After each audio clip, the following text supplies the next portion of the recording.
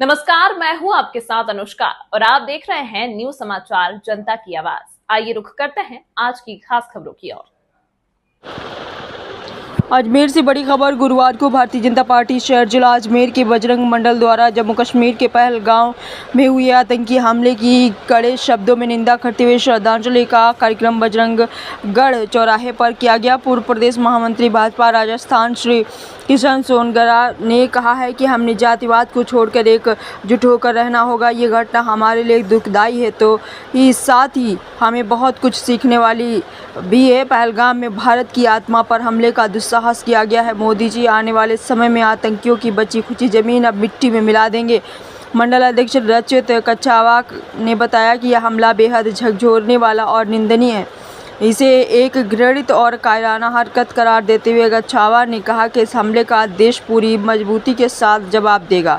प्रधानमंत्री नरेंद्र मोदी ने अपनी विदेश यात्रा तत्काल छोड़कर भारत वापसी की है, जो इस हमले की गंभीरता को दर्शाता है।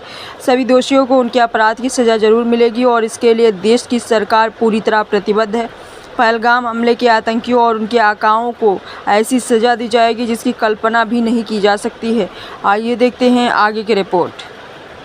केवल पुष्प अर्पित करने से नहीं होगी। अगर हमने जातिवाद को इस देश से खत्म कर दिया तो वास्तव में जिन लोगों की शहादत इस घटना के अंदर हुई है उनको वास्तव में शक्ति श्रद्धांजलि होगी। इसी क्रम में मैं माननीय विधानसभा के संयोजक राजेश शर्मा जी से आग्रह गांव के अंदर जिस प्रकार से आतंकवादी हमला हुआ है उसकी पूरे देश भर के अंदर आक्रोश है और उस घटना को लेकर भारतीय जनता पार्टी के बजरंग मंडल ने आज बजरंगगढ़ चौराहे पर श्रद्धांजलि के रूप में पुष्पांजलि अर्पित की। और हम लोगों के अंदर केवल हमारा जो आक्रोश था वो पुष्पांजलि तक सीमित नहीं रहा। हम लोगों में इस बात का आक्रोश है कि जब इस प्रकार की घटना हुई तो हमारा देश आज भी जातिवाद के अंदर बटा हुआ। आज हमने संकल्प लिया कि इस देश से जातिवाद जैसे जो कुप्रथा चली आ रही है उसको हम खत्म करने का प्रयास करेंगे। जब इन जिहादी ताकतों ने हत्याएं की तो किसी से जाति नहीं पूछी, उनका धर्म पूछा। आज हमने एक हिंदूवादी सनातन का संकल्प लिया और हमने ये संकल्प भी लिया कि जब देश की बात आएगी, सनातन की बात आएगी तो हमको सनातन के रूप में हम सबको एक होना पड़ेगा। और इस प्रकार की जिहादी ताकतों को जिस प्रकार से पाकिस्तान जैसा देश पनाह देने की कोशिश कर रहा है तो उसको ये समझ लेना चाहिए कि हमने पहले भी